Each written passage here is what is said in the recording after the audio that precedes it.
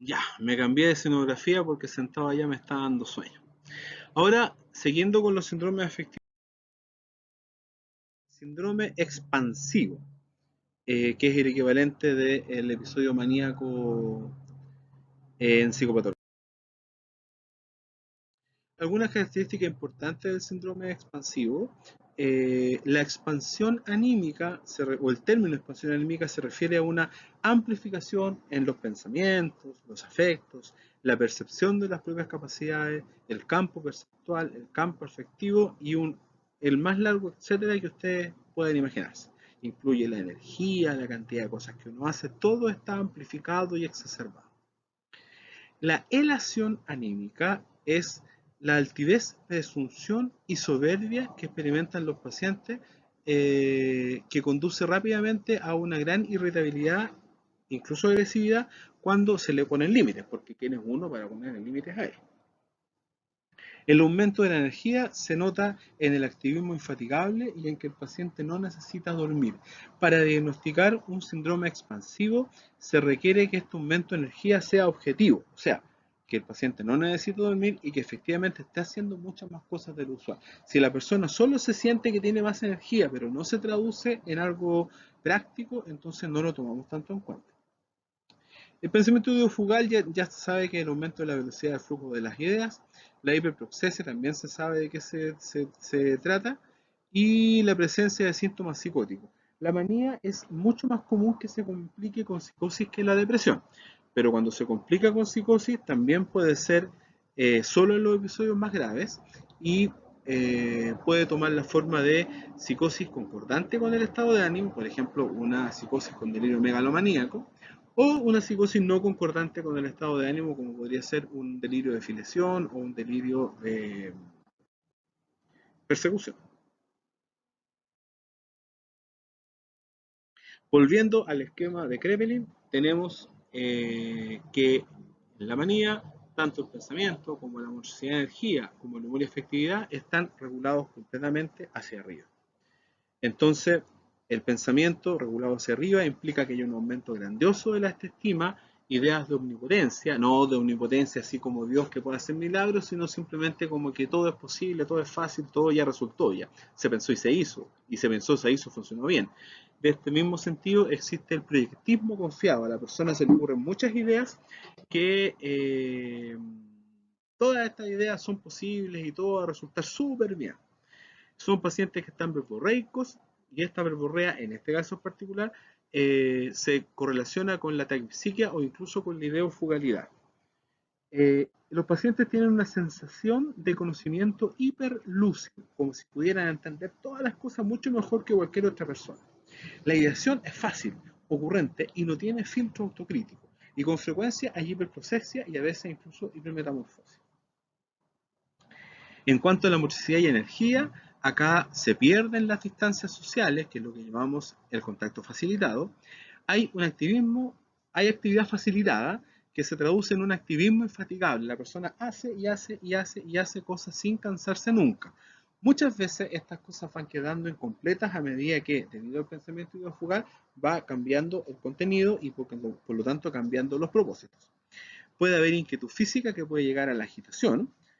No confundir la actividad facilitada, que es hacer muchas cosas, pero que tienen algún objetivo cambiante o no, de la inquietud, que es simplemente moverse sin ningún objetivo perceptible. Aumenta la libido. Una de las cosas que son llamativas en las personas que están maníacas es que tienen mucho más deseo sexual, no por supuesto. Aumenta la energía, no necesita dormir y aumenta la implicación en actividades placenteras y riesgosas. Actividades placenteras y riesgosas, indiscreciones sexuales, inversiones alocadas, compras compulsivas, conducción a altas velocidades, consumo de sustancias, mucho carrete, en fin, ese tipo de cosas. En cuanto al humor y afectividad, el paciente puede estar eufórico y alegre, con alegría vital, una alegría desmesurada, muy física y contagiosa. Puede aparecer prodigalidad ilimitada, la prodigalidad es sinónimo de generosidad, El paciente está profundamente optimista y sin embargo muy irritable. La elevación anímica puede provocar reacciones de intensa ira cuando se le quieren poner límites. El paciente puede tener sentimientos de superioridad y va a experimentar un gran bienestar físico, con una sensación de mucha energía. Muchas veces pasa que uno le pregunta al paciente, ¿cómo se siente usted físicamente? Y el paciente dice, muy bien, doctor, mire que estoy bien. Y se para y se pone a hacer ejercicio físico, pensando incluso en personas mayores. Vamos a describir ahora el examen mental del paciente expansivo. En el examen general suele la consulta ser involuntaria, muchas veces obligada. El aspecto es festivo, jovial, pero a veces puede ser hosco, sobre todo si lo trajeron engañado contra su voluntad. Y el atuendo y la higiene en general van a estar conservados. A veces el atuendo es muy llamativo y con muchos colores, con mucho maquillaje, con mucho perfume. Y en otras ocasiones, cuando la persona ya está en psicosis, suele ser descuidado. La actitud y cooperación empeoran mucho en la manía grave, hasta el punto de que el paciente se torne francamente negativista. Y en sala uno puede ver el paciente muy entrometido. Quiere estar ayudando, quiere ser el terapeuta de los demás, quiere organizar la sala y mandar él, ¿por qué en vez de almorzar a las 12, por qué no almorzamos mejor a la 1? Y acá deberían poner TV cable porque no se ve bien con la antena que hay afuera, no se ve nada, qué sé yo. Y uno está conversando con alguien y se mete en la conversación porque él sabe lo que hay que hacer, en fin, se mete en todo. En cuanto a la salud general, se suelen ver pacientes saludables, vitales y vigorosos, representan la edad que tienen y no deberían tener ningún déficit neurológico. En el examen del pensamiento del paciente vamos a tener taquipsiquia o ideofocalidad. La taquipsiquia es un síntoma muy importante para poder diagnosticar un síndrome expansivo. En la estructura del pensamiento, las asociaciones parecen alteradas. Las asociaciones están normales, pero cuando hay ideofocalidad importante, transcurren tan rápido las ideas que pareciera que estuvieran las asociaciones alteradas. En general, uno va a ver un paciente con ideación fácil, ocurrente, rápida, chispeante, sin filtro de autocrítica. A este paciente no le falta chispeza. En cuanto al contenido, con frecuencia, o siempre en realidad vamos a tener ideas sobrevaloradas con un aumento grandioso en la autoestima, omnipotencia, la generosidad que yo les dice, el optimismo y el positivismo confiado. Todo va a ser fácil, todo va a andar bien, yo me la sé toda y todo va a ser sin ningún problema. Llama la atención debido a la contagiosidad, que yo sé que la contagiosidad y la falta de... La contagiosidad es un fenómeno emocional y el contacto facilitado es un fenómeno, ¿cómo se llama?, de la psicomotilidad. Sin embargo, estas ideas sobrevaloradas con frecuencia, debido a esos otros dos factores, eh, pueden ser inducidas a los demás. Entonces, estas personas quieren poner un negocio y se consiguen préstamos, quieren, ¿cómo se llama?, viajar y se consiguen a alguien que les preste una tarjeta. De alguna manera logran invadir a otros y influir en su toma de decisiones. Ahora, cuando la manía es psicótica, van a haber ocurrencias y percepciones deliroides que pueden o no ser concordantes con el estado de ánimo, como ya explicaba anteriormente. El control del pensamiento va a ser normal y en la comunicatividad en general el paciente notifica. En la afectividad vamos a tener obviamente el ánimo expansivo y maníaco con las características que ya hemos descrito, y en los afectos lo que más destaca siempre es la habilidad emocional. El paciente maníaco no es un paciente que ande feliz por la vida en general. Puede estar feliz un rato, pero la constante en cuanto a sus afectos es el cambio permanente. Les pongo esta escena. Estoy yo en la sala hace poquito, tengo un paciente hospitalizado que ya se fue de alta, ¿ya?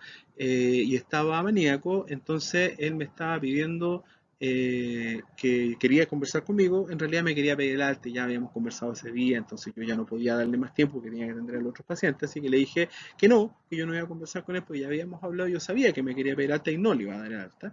Entonces él me dice, lo que pasa es que usted, y se enojó conmigo, me empezó a recriminar que yo no lo atendía, que lo tenía hospitalizado sin ninguna razón, y estaba bien enojado, qué sé yo. Eh, ya pasó, yo en realidad lo escuché un momento y ya después que cuando ya se calmó, seguía haciendo mis cosas. Eh, En eso yo seguí en ese espacio que es la estación de enfermería, que es cerca donde están los pacientes, y en ese momento él se acerca, ¿no? Y viene llorando, desconsolado, y me dice, lo que pasa es que usted a mí no me quiere, y no me quiere atender, y yo aquí me siento solo, y lloraba con una pena que de verdad contagiaba, y entonces yo le dije algo así como, mira, recién estás tan enojado, y ahora estás llorando de esta manera, pero decídete, pues estás cambiando, ¿cómo? A cada rato, y me mira y se seca la cara y se pone a reír. ¡Ah, claro, sí, porque yo siempre he sido así, sí, por eso que dicen que yo soy bipolar, pues", y dice, muerto en la risa. También una risa contagiosa. Eso es la habilidad emocional, bastante grave en realidad, pero esa es la habilidad emocional, es la presentación usual del paciente maníaco. Entonces, junto a eso va a haber irritabilidad y hostilidad que pueden ser graves. Va a haber el sentimiento que acompaña la idea de sobrevaloración y de categoría. Puede haber alegría vital y euforia. Y va a haber este gran bienestar físico con sensación de energía y vitalidad. En la psicomotilidad tenemos en las actitudes básicas exaltación psicomotora con este activismo infatigable y actividad facilitada. Van a haber acciones impulsivas, hipersexualidad, consumo, compra, en fin, lo que ya les decía antes. Puede haber inquietud psicomotora, incluso agitación psicomotora, y son personas que les aumenta la energía, que no se cansan y que no necesitan dormir. Este no necesitar dormir es bien importante y es bien diferente del insomnio. Una persona con insomnio necesita dormir, quiere dormir, anhela dormir, está cansada, se angustia porque no va a poder dormir, ya sabe, y entonces está en la cama mirando el techo, pensando un montón de cosas que lo angustian cada vez más y no puede dormir. En cambio, estos pacientes están llenos de energía, han hecho un montón de cosas durante todo el día y siguen hasta las 2, hasta las 1, hasta las 2, hasta las 3, hasta las 4 de la mañana y están moviéndose, haciendo SEO, limpiando, escribiendo cosas, cantando, bailando, ponen música fuerte, en fin. Y ya en un momento se cansan y qué te digo yo, a las 4 de la mañana, a las 5 de la mañana duermen, se acuestan porque ya los bate el sueño duermen 3 o 4 horas y se despiertan frescos como una lechuga y inmediatamente hacer un montón de cosas otra vez, sin sentir cansancio. O sea, una experiencia completamente diferente a la del insomnio. En la relación con otros, lo más llamativo es el contacto facilitado, que es esta situación en que el paciente pierde los límites sociales culturalmente aceptados y se pone muy patudo, muy confianzudo, con una pseudo confianza, con un problema en que va a acercarse inadecuadamente, de manera erótica, de manera amistosa, de manera chacotera, según el caso. Y también este contacto facilitado se nota porque el paciente se enoja y te agarra garabatos como que tú fueras una persona sin respetar los límites, en que normalmente, a ver, no es que los médicos seamos personas especiales, pero en general las personas de nuestro medio cultural tienden a tratar al médico con un cierto respeto. En las series específicas puede haber aumento de la libido, puede haber anorexia o hiperfagia y en manías graves pueden hacer síntomas catatónicos también. En el censo percepto representaciones pudiera haber pseudo-alucinaciones auditivas en manía psicótica. Generalmente, como ya dije, los fenómenos son auditivos. Eh, Describen ilusiones y alucinaciones catatímicas que en realidad a mí no me ha tocado ver. Y obviamente, si el juicio de realidad está perdido, entonces se trata de una manía psicótica. El examen de los instrumentos del vivencial, la orientación va a estar normal. En la atención va a destacar la hiperprosexia e incluso la hipermetamorfosis en casos más graves. Eh, la memoria durante el episodio la persona puede presentar hipermnesis, pero después del episodio, el recuerdo del episodio puede ser incompleto por déficit de registro. Hay muchas cosas que no, por la hiperproxesia, no logran entrar a la conciencia y por lo tanto no se registran en la memoria. ¿De acuerdo? Ahora, una persona que esté gravemente maníaca con un pensamiento ideofugal es muy probable que no logre mantenerse la cantidad de segundos suficientes en una tarea como para poder completar las pruebas que hacemos para evaluar orientación, atención y memoria. La conciencia va a estar normal, por supuesto, y la inteligencia va a ser normal, pero la persona tiene una sensación subjetiva de mejor rendimiento de conocimiento hiperlúcido. En otros aspectos, el control de impulso está muy reducido, el juicio de realidad es normal, la conciencia de enfermedad va a ser baja en general o derechamente nula, y la confiabilidad de los datos también va a ser baja o nula. Si el paciente está en un síndrome expansivo psicótico, obviamente va a tener pérdida de todas estas facultades. Los síndromes mixtos del ánimo, recuerden que vamos a ecualizar de una manera diferente. En el síndrome depresivo están todos los indicadores hacia abajo, en el síndrome expansivo están todos los indicadores hacia arriba. 30% de los pacientes que tienen este problema en que el DJ se trastorna y ecualiza la cosa de una manera muy rara. Entonces tenemos que pudiera haber una motricidad exaltada, un humor exaltado, pero con un pensamiento lleno de pensamientos negativos, de culpa, de hiperresponsabilidad y autodevaluativos. Podríamos tener una motricidad y un humor depresivos, pero con ideas de megalomanía y con taquipsiquia. Pudiéramos tener el humor y el pensamiento depresivo, pero con aumento de la energía.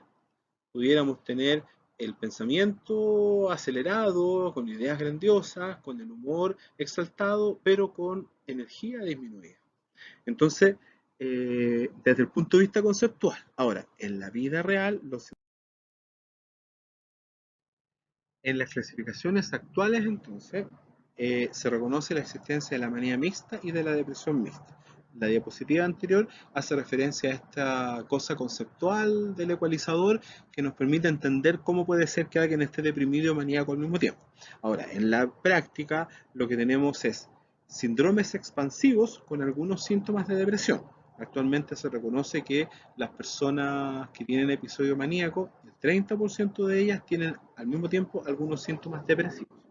Y los que tienen depresión, hay un número importante que al mismo tiempo tienen algunos síntomas de manía.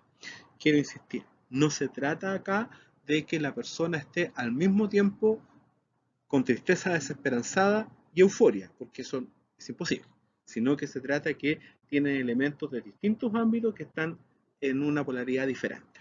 ¿De acuerdo? Los síndromes expansivos con síntomas depresivos. Es una persona que tiene un síndrome expansivo completo, pero que además presenta una disforia notable, tristeza desesperanzada, disminución del interés y la motivación, podría ser también anedonia, inhibición psicomotora, anergia, ideas autodevaluativas, hiperresponsabilidad o suicidalidad. Cualquiera de estos elementos que aparezca en alguien que esté presentando un síndrome expansivo indica que se trata de un episodio mixto, de una manía mixta. Por el contrario, una persona que tenga un síndrome depresivo completo podría tener alguno de estos síntomas: expansividad anímica, grandiosidad, verborrea, taquipsiquia o fuga de ideas, actividad facilitada, aumento de las actividades placenteras y riesgosas, disminución de la necesidad de dormir. Entonces, una persona que tenga un síndrome depresivo completo y que tenga algunos de estos síntomas, vamos a decir que tiene una depresión mixta. El síndrome suicidal es diferente. Es importante considerar que el síndrome suicidal es absolutamente inespecífico respecto de la etiología. Hay suicidio o el suicidio y el intento de suicidio se pueden presentar como complicaciones en casi toda la patología psiquiátrica. Y muchas veces el suicidio obedece a situaciones que no tienen que ver con patología psiquiátrica. ¿De acuerdo? El suicidio es el acto de matarse deliberadamente, que es iniciado y realizado por la persona consentida. O sea, yo me mato a mí mismo. El suicidio puede ser activo o pasivo. Yo me mato dándome un balazo, sería activo, o me mato dejando de comer o dejando mi tratamiento, sería pasivo. Con pleno conocimiento de lo que yo estoy haciendo y con la expectativa de resultados fatales. O sea, yo hago esto para terminar con mi vida, para morir. Y lo hago voluntariamente y sabiendo. Por lo tanto, cualquier situación accidental, que te digo yo, del tipo de el paciente alterado de conciencia por un delirium tremens, arrancando de los ratones que lo quieren devorar, que obviamente son alucinaciones, choca con la ventana, cae hacia abajo y muere. Obviamente eso no es un suicidio. La muerte siempre es un medio para un fin. El fin puede ser escapar, cesar el sufrimiento o beneficiar o influir positivamente sobre alguien. Influir sobre alguien podría ser castigar a ese alguien, por ejemplo.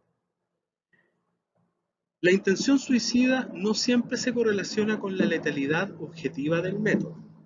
La persona tiene conciencia de que el método que elige es letal, pero podría estar equivocada.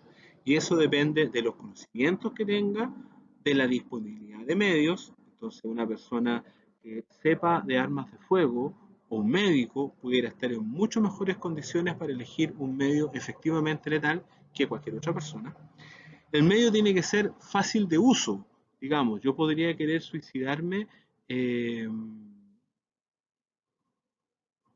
chocando en el auto, pero resulta que no sé manejar y no tengo auto. Entonces es difícil usar ese método. Y también de la idiosincrasia personal. Hay personas que consideran que envenenarse es de cobardes y otras personas que consideran que realmente hay que tener demasiada sangre fría para inferirse una herida cortante o tirarse de la ventana. La intención suicida siempre es ambivalente, siempre la persona quiere al mismo tiempo morir y vivir, y es oscilante. Entonces hay un momento en que la persona comete el intento, se arrepiente, y las personas, incluso con intentos de suicidios de alto riesgo, podrían dejar pequeñas ventanas para ser rescatados. Una persona que está a punto de suicidarse podría llamar a alguien para despedirse y ahí obviamente obtiene la ayuda que permite que no muera.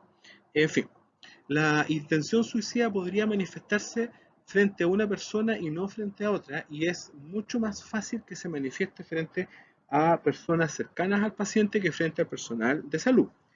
Y uno tiene que evaluar la intención suicida mediante los indicadores explícitos, que es la verbalización, doctor, yo me quiero matar, y también mediante indicadores implícitos como las conductas. Por ejemplo, el paciente viene a una sesión después de un tiempo que ha estado bastante mal, viene bastante más tranquilo a agradecer toda la ayuda que se le ha dado. Un intento de suicidio es una acción autolesiva que no tuvo resultado fatal y que se asocia a indicadores explícitos o implícitos de intención de provocarse la muerte. Si yo me siento muy desesperado, tan desesperado, que me corto porque el dolor físico me alivia el dolor espiritual, eso no es un intento de suicidio. Eso es una autolesión sin finalidad suicida. Entonces, con frecuencia en el acto suicida coexisten varias intenciones. La persona puede querer modificar la conducta de otros, obteniendo ayuda, atención, cariño. La persona puede querer vengarse o castigar al otro. Para que vea. ¿De acuerdo? Y la persona podría querer obtener alivio psicológico. Por ejemplo, si la persona ve la sangre o siente el dolor, constata que está vivo y no muerto, y el corte podría ser que no doliera, sino que aliviara el sufrimiento psíquico. En estos dos casos no hablaríamos de intento de suicidio.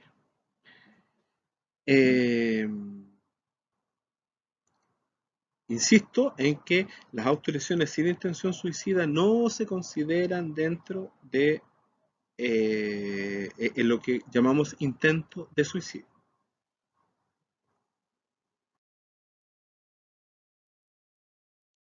La ideación suicida puede ir de menos a más. La ideación suicida ya dijimos que puede ser activa o pasiva, también puede ser transitoria o persistente, puede ser egodistónica. Doctor, estoy súper preocupado porque me están apareciendo pensamientos en la muerte de que yo podría matarme para terminar con todo esto y en realidad yo no quiero morir, entonces necesito que me ayude. O podría ser egoistónica. No, doctor, en realidad yo parece que ya no voy a recuperar de esto. Yo le quería dar las gracias porque usted me ha atendido tan bien, no es su culpa, en fin, ¿ya? La ideación suicida podría ser vaga, así como tan vaga como me gustaría que el Señor se acordara de mí, o si me muriera, eso sería un alivio, a muy concreta con intención, planificación y preparación. La intención suicida puede estar presente, ausente o estar indeterminada. Eh, no es lo mismo ideación que intención. Presencia e intención indica un grado mayor de gravedad de la ideación suicida. No es lo mismo la intención que la planificación. La planificación ocurre en la mente y consiste en todas las medidas que yo voy a tomar para poder concretar el intento de suicidio y para evitar ser rescatado. Y la preparación tiene que ver con actos concretos de la vida real tendientes a conseguir medios, por ejemplo, conseguirse una pistola o algo así, y afrontar las consecuencias. Por ejemplo, dejar bien ordenadita las cosas del seguro, una carpetita que le quede bien cerca a la mano a mi señora, y estar claro que ella va a tener acceso a las claves de las cuentas del banco para que pueda operar con el dinero, en fin. El concepto riesgo de suicidio, obviamente antes de pasar a esto, yo les quiero decir que ustedes van a tener una clase completa de un par de horas respecto a suicidalidad cuando estén en quinto, ¿ya? Eh, ahora les quiero hablar muy corto acerca del concepto de riesgo de suicidio por si les pasa que tienen algún compañero, amigo, familiar que está en esta situación para que se puedan orientar un poquito hacia el que hace. El riesgo de suicidio es un problema tremendo en clínica porque la cantidad de personas que tiene ideación suicida todos los años se cuenta en cientos de miles. La cantidad de personas que intentan suicidarse todos los años se cuenta en miles y la cantidad de personas que se suicidan todos los años se cuenta en decenas. El orden de magnitud es completamente diferente y por lo tanto achuntarle de toda la gente que tiene ideación suicida, justo al que se va a suicidar, realmente es encontrar una aguja en un pajar.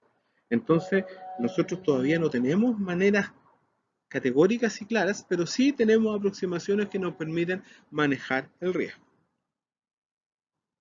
Hay algunos factores de riesgo de suicidio que tienen que ver con ideación e intentos de suicidio previos, tener alguna enfermedad psiquiátrica, tener enfermedades médicas especialmente dolorosas, discapacitantes y crónicas, factores psicosociales de todo tipo, o sea, tener problemas, factores genéticos y familiares, la presencia de suicidalidad en la familia es un fuerte predictor, y factores cognitivos y de la personalidad.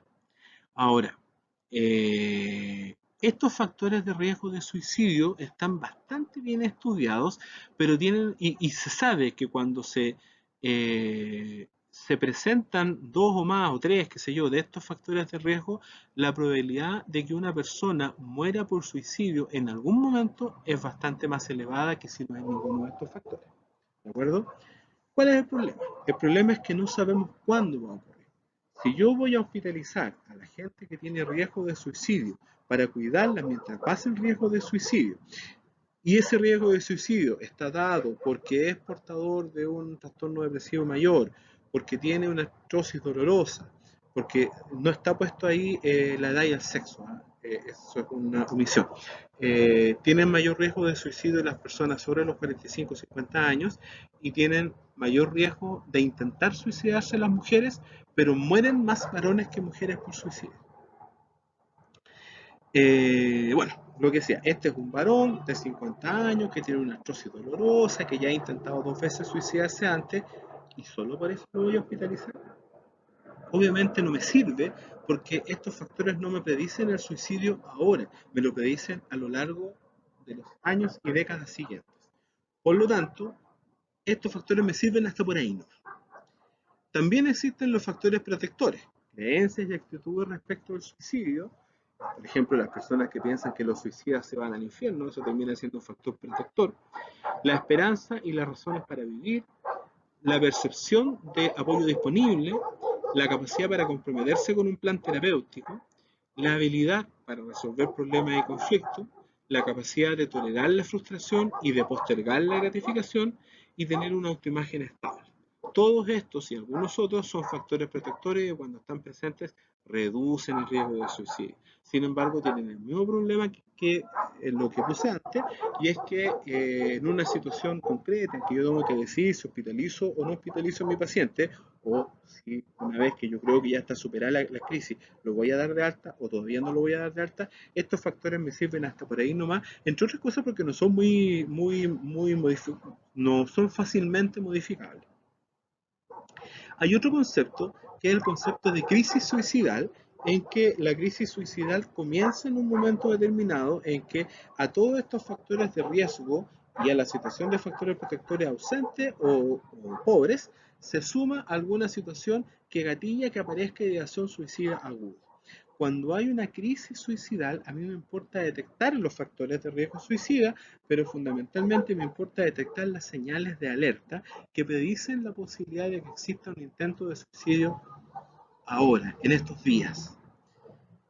Que haya un evento psicosocial precipitante grave, una fuerte discusión de pareja o familiar, la pérdida del apoyo, la muerte de un ser querido, el divorcio, una enfermedad grave de alguna persona muy cercana, que haya un estado emocional intenso y perturbador con mucha angustia, muy disfórico, que exista un discurso y conducta sugerente de riesgo suicida, doctor, me quiero matar, ya me compré la pistola, que exista un deterioro funcional, ocupacional y social, el tipo se quedó encerrado en su casa y no ha conversado con nadie más en estos días, que empezó a tomar, si nunca tomaba, o si antes tomaba razonablemente poco, ahora está tomando un montón, y que está emitiendo comunicaciones suicidas y está avisando que se va a suicidar. Obviamente, este paciente, sobre todo si tiene factores de riesgo suicida, pero aunque no los tenga, yo los voy a tener que hospitalizar y voy a tener que implementar un tratamiento para manejar lo más posible estos factores, de manera que en algún momento yo pueda decidir que la crisis suicida está razonablemente superada y poder darlo de alta.